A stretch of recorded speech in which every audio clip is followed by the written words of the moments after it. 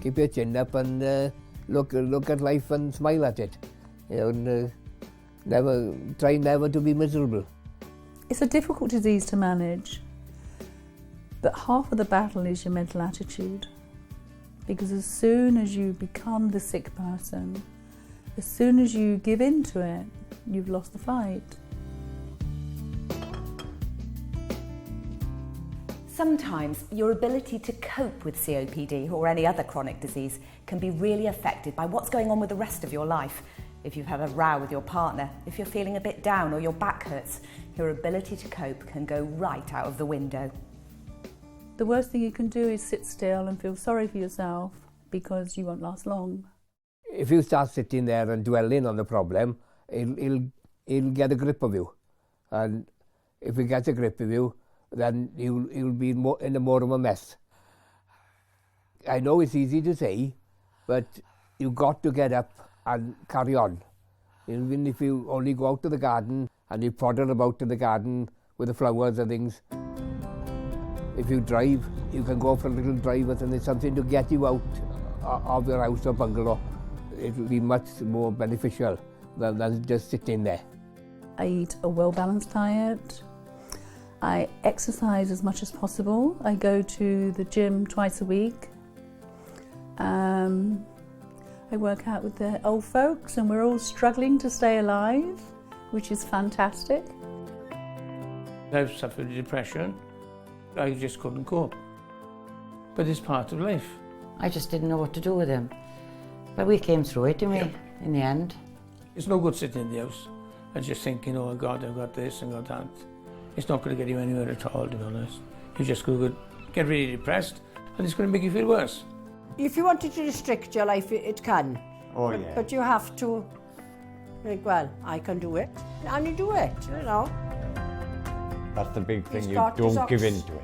He's got his oxygen and everything, which is important. So there's nothing stopping you doing anything. No. I don't mean running marathons, things like that, but everyday living, you can do it. No need to think, oh God, that's it. Mental well-being is about feeling good and being able to cope with the challenges of life. Being able to look beyond your immediate feelings to know that you can help yourself to feel better. And that's really important to understand. You can do things that will help to change the way you feel. So where do you start? The NHS have got a self-assessment tool. You can search for NHS Wellbeing Self-Assessment. I've done it on Google and it works. It's a good way to work out where you're at. Next, there are 5 routes to mental well-being, tried and tested, which in turn can benefit your physical well-being. Check with your doctor before putting on your running shoes for the first time. But seriously, physical activity, especially outdoors, is critical to almost every condition that you might have. It releases feel-good chemicals in your brain, as well as improving the way your body works. Even walking to the end of your garden and back a couple of times a week is a good start. If in doubt, ask your doctor or nurse. I go about 500 yards, then I stop. Then we go another 500 yards, and we stop. I go for a little walk down the garden or whatever, you know, and that really recovers you. I used to go to the leisure centre, and why I stopped, I don't know. It can be difficult to pluck up the courage to ring up someone you haven't seen in a while, or join a club, or walk into a room full of people you don't know. But mostly people are very welcoming, especially to newcomers. Socially active is one of the most important ones. It's got to be, because it lifts your spirits to start with. There's all sorts of support.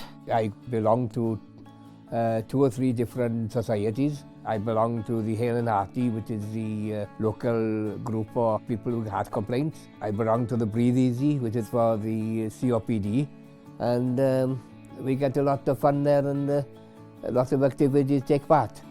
I go shopping, I get the bus, I go into town. On a good day, it's not always possible, especially if I have a cold. I catch colds quite easily, so you have to be careful, you have to keep yourself warm.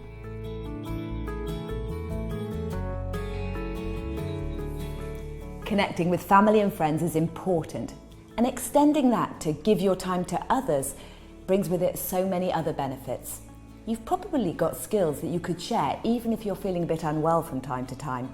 You could volunteer to be a tutor on a COPD course about self-management programs in your local area. Family is very important. My daughter lives in Lancashire, but that still doesn't stop me going to see her. I take the train all the way to Lancashire, get a taxi from the station to her house. I spend a week with her, and I get then, the service is very good. I phone the oxygen people up. They'll deliver the oxygen to her house for me, and then it's there then for the period I'm up there. Next week we're going to Hereford next Monday with friends. Yeah. We went a couple of weeks ago to Ebervale for the day. Yeah. Or we go out and have a meal and we enjoy like that. He goes and meets his friends. Once a week. I like to see the country, you know. Yes. No need to go to Wales with that. If you're wondering what the point of today is, maybe this is the day you start to learn something new. Now, I know when you're feeling a bit low, it can just seem like so much talk, but I want you to hear me when I say that doing some of this stuff can help, will help. I keep myself busy by using the computer and looking at different sites and goodness knows or whatever. I don't let it get me down. It's just that that's the way I am, and with the illness we've got, you've got to make the most of it. And finally, there's always a last one, mindfulness. I like to see the sunrise. I like to see the sunset. I take life day by day, and I appreciate everything about life. I'm mindful that there's a lot of strength within me. I've got a lot of motivation. And I'm not done yet.